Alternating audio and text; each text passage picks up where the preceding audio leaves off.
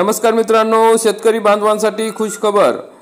जून ते ऑक्टोबर 2024 या कालावधीत विविध जिल्ह्यात अतिवृष्टी, पूर यामुळे शेती पिकांचे नुकसान झाले होते। मग नुकसानीपोटी बाधितांना मदत देण्यासाठी या ठिकाणी रक्कम मंजूर करण्यात आलेली आहे। मग अतिवृष्टी व पूर, चक्रीवादळ यासारख्या नैसर्गिक आपत्तीमुळे शेती पिकांचे नुकसान झाल्यास पुढील हंगामामध्ये उपयोगी पडावे याकरिता शेतकऱ्यांना अनुदान स्वरूपात एका हंगामात एका वेळेस याप्रमाणे राज्य आपत्ती प्रतिसाद निधीमधून विविध दराने मदत देण्यात येते। तसेच राज्य आपत्ती प्रतिसाद निधीच्या इतर मान्य बाबींकरिता विविध दराने मदत देण्यात येते।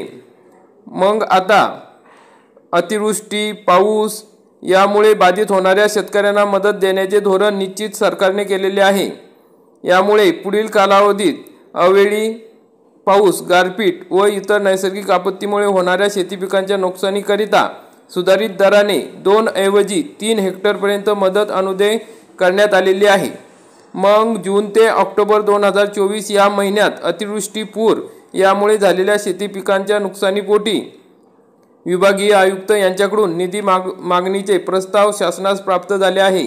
त्या अनुषंगाने पुढील GR या ठिकाणी काढण्यात आलेला आहे। मग आपण आजच्या या व्हिडिओमध्ये बघणार आहोत की कोणकोणत्या जिल्ह्यांकरता किती निधी या ठिकाणी आलेला आहे आणि या ठिकाणी किती निधी वाटप होणार आहे। तर त्या संदर्भात महत्त्वाची अपडेट आपण या व्हिडिओमध्ये बघणार आहोत। या GR मध्ये सविस्तर माहिती देण्यात आलेली आहे। तरी हा व्हिडिओ शेवटपर्यंत बघा। चॅनलवरती नवीन असाल तर चॅनलला सबस्क्राइब करा, बेल आयकॉनला क्लिक करा। मित्रांनो, आपण या ठिकाणी बघू शकता जून ते ऑक्टोबर 2024 मुख्यतः माहे, ऑगस्ट व सप्टेंबर या कालावधीत विविध जिल्ह्यात अतिवृष्टी, पूर यामुळे झालेल्या शेती पिकांच्या नुकसानीपोटी बाधितांना मदत देण्यासाठी महाराष्ट्र शासन महसूल वन विभाग दिनांक 10 डिसेंबर 2024 रोजीचा हा GR आहे।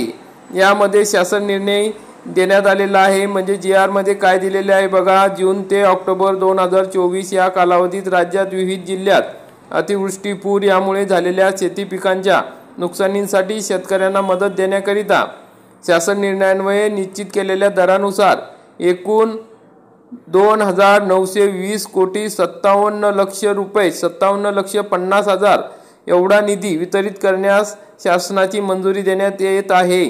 मग अशा पद्धतीचा हा नियम या ठिकाणी GR या ठिकाणी काढण्यात आलेला आहे। या चालू हंगामामध्ये यापूर्वी सर्व विभागांना शेती पिकांच्या नुकसानीकरिता वितरित करण्यात आलेल्या मदतीच्या निधीमध्ये या प्रस्तावांतर्गत मागणी करण्यात आलेल्या निधीचा समावेश नाही याची दक्षता घ्यावी। एका हंगामात एका वेळेस याप्रमाणे विविध दराने मदत देण्यात येत असल्याची खात्री करावी।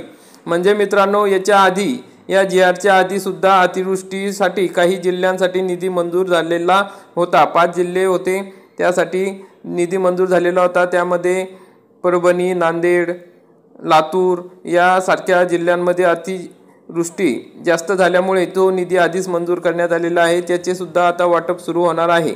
तर मग हा कोणकोणत्या जिल्ह्यांसाठी हा निधी देण्यात आलेला आहे ते आपण या खाली तक्ता दिलेला आहे त्यामध्ये आपल्याला कळेल की हा 2,920 कोटी निधी कोणत्या जिल्ह्यांसाठी आहे। तर या ठिकाणी आपण बघू शकता छत्रपती संभाजीनगर हे जे विभाग आहे याच्यामध्ये जालना, हिंगोली, नांदेड, बीड, धाराशिव, छत्रपती संभाजीनगर, परभणी, बीड, लातूर, परभणी, हिंगोली, नांदेड, बीड या जिल्ह्यांसाठी या ठिकाणी मंजुरी देण्यात आलेली आहे। त्यामध्ये प्रस्तावाचा दिनांक आहे, कालावधी आहे, कोणत्या कालावधीत अतिवृष्टी झाली आणि नुकसान झाले तर त्या कालावधीमध्ये बघू शकता जे जिल्हे दिलेले आहेत त्यामध्ये सप्टेंबर 2024 मध्ये जास्त नुकसान झाले होतं। परभणी जूनमध्ये नुकसान झालेलं होतं, बीड जुलै ऑगस्ट, लातूर ऑक्टोबर जून या भागात यावेळेस नुकसान झालेलं होतं। जुलै 2024 मध्ये या ठिकाणी परभणी, हिंगोली, नांदेड, बीड या ठिकाणी नुकसान झालेलं होतं। मग यासाठी आता तुम्ही बघू शकता जालना 412 कोटी 30 लाख रुपये या ठिकाणी मंजूर करण्यात आलेले आहे। हिंगोली 419 कोटी 48 लाख रुपये, नांदेड 812 कोटी 38 लाख रुपये, बीड 520 कोटी 94 लाख रुपये, धाराशिव 221 कोटी 81 लाख, छत्रपती संभाजीनगर या ठिकाणी 234 कोटी 20 लाख रुपये या ठिकाणी मंजूर करण्यात आलेले आहे। तसेच खाली बीड 235 कोटी 7 लाख रुपये या ठिकाणी मंजूर करण्यात आलेले आहे। लातूर 784 कोटी 1 लाख रुपये अशा पद्धतीने मंजुरी या ठिकाणी मिळालेली आहे। नंतर लातूरला परत मंजूर झालेले आहे जूनमधला। परभणी या ठिकाणी परभणीला 100 कोटी 8 लाख रुपये। नंतर या ठिकाणी आहे बघा हिंगोलीला या ठिकाणी 45 कोटी 6 लाख रुपये या ठिकाणी मंजूर झालेले आहे। मग नांदेडला परत मंजूर झाले आहे जुलै 2024 ची रक्कम 7 कोटी रुपये। अशा पद्धतीने या ठिकाणी छत्रपती संभाजीनगरमध्ये हे पैसे आलेले आहे। मग नागपूर विभागात वर्ध्याला या ठिकाणी ऑगस्टचे मध्ये नुकसान भरपाई झाली होती, त्यासाठी 28 कोटी। नागपूर जिल्हा या ठिकाणी 2 कोटी 4 लाख रुपये या ठिकाणी गोंदियासाठी आलेले आहे 262 कोटी।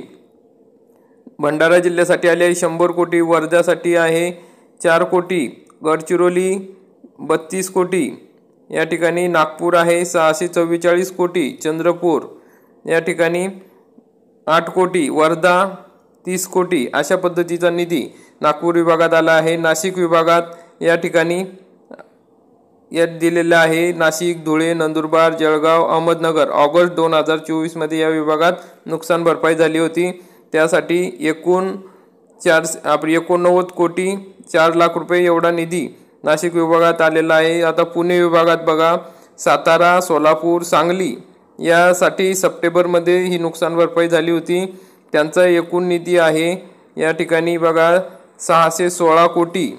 असा सर्व हे विभाग आहेत, या विभागांचे मिळून या ठिकाणी 2,920 कोटी 57,50,000 रुपये एवढा निधी वाटप होणार आहे।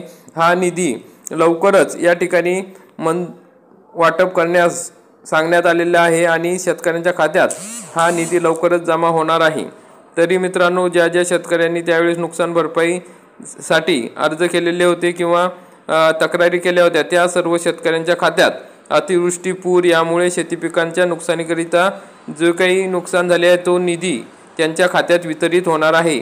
हा जो निधी आहे तो जून व ऑक्टोबर 2024 या कालावधीतील आहे।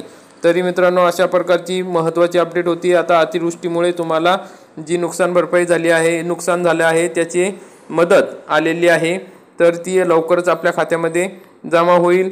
आपण हा व्हिडिओ बघितला त्याबद्दल खूप खूप धन्यवाद। व्हिडिओ आवडला असेल तर व्हिडिओला लाईक करा, चॅनलला सबस्क्राईब करा, बेल आयकॉनला क्लिक करा। जय हिंद, जय महाराष्ट्र।